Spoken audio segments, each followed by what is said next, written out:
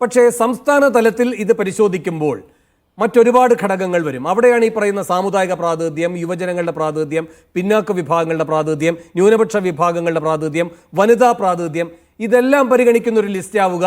പിന്നെ കേന്ദ്ര നേതൃത്വമാണ് അവസാനമായി ഇതെല്ലാം തീർപ്പാക്കി പറയുന്നത് എന്നുമാണ് സുരേന്ദ്രൻ പറയുന്നതിനുള്ള അങ്ങയുടെ മറുപടി. അപ്പോൾ പിന്നെ ജനാധിപത്യപരമായ തെരഞ്ഞെടുപ്പാണ് എന്ന് പറയുന്നതിൽ എന്താണ് അർത്ഥമുള്ളത്? അപ്പോൾ ഇലക്ഷൻ അല്ല സെലക്ഷൻ ആണ് എന്നുള്ളത് വ്യക്തമായില്ലേ? അപ്പോൾ BJP-യിൽ തെരഞ്ഞെടുപ്പ് നടന്നിട്ടില്ല, ബൂത്ത് തലം മുതൽ തെരഞ്ഞെടുപ്പ് നടന്നു എന്ന് പറഞ്ഞതേ തട്ടിപ്പാണ്. അങ്ങനെ തെരഞ്ഞെടുപ്പേ നടന്നിട്ടില്ല. അവിടെ എല്ലാം നടന്നിട്ടുള്ള നോമിനേഷനാണ്. തെരഞ്ഞെടുപ്പ് നടന്നു എന്ന് പറയുന്ന അവകാശവാദം തെറ്റാണ്. അത്തരത്തിലൊരു തെരഞ്ഞെടുപ്പ് നടന്നിട്ടില്ല എന്നുള്ളതാണ് വസ്തുത. അപ്പൊ ഇവിടെ നടക്കാത്ത തെരഞ്ഞെടുപ്പ് നടന്നു എന്ന് പറഞ്ഞ് ഇതെല്ലാം ഇവരുടെ ഈ ഇന്നലെ മുതൽ ഇന്നും ചർച്ച ചെയ്യപ്പെട്ടുകൊണ്ടിരിക്കുന്ന ഒരു കാര്യമാണിത്.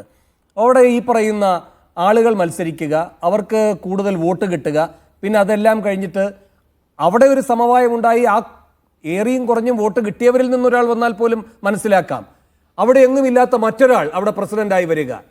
ഈ തെരഞ്ഞെടുപ്പ് പ്രക്രിയ BJP-യുടെ മാത്രം സവിശേഷതയാണോ? എൻ്റെ വേണു, നിങ്ങൾ നമ്മുടെ നാട്ടിലെ ഏതൊരു രാഷ്ട്രീയ പാർട്ടികളിലെയും ഈ ജനാധിപത്യം ഉണ്ടെന്ന് അവകാശപ്പെടുന്ന എല്ലാ രാഷ്ട്രീയ പാർട്ടികളിലെയും ഈ നേതൃത്വത്തിലേക്ക് വരുന്ന ആ സിസ്റ്റം നിങ്ങളൊന്ന് അനലൈസ് ചെയ്ത് നോക്കൂ.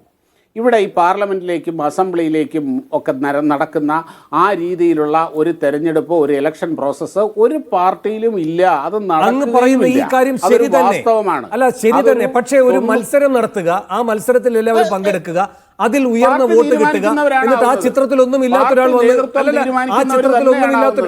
എന്നാ പിന്നെ നേതൃത്വത്തിന് ആദ്യം അങ്ങ് തീരുമാനിച്ചൂടെ? ഇതൊരു പ്രഹസനമെന്ന് പ്രമേള അതുകൊണ്ടാണ് പറയുന്നത്.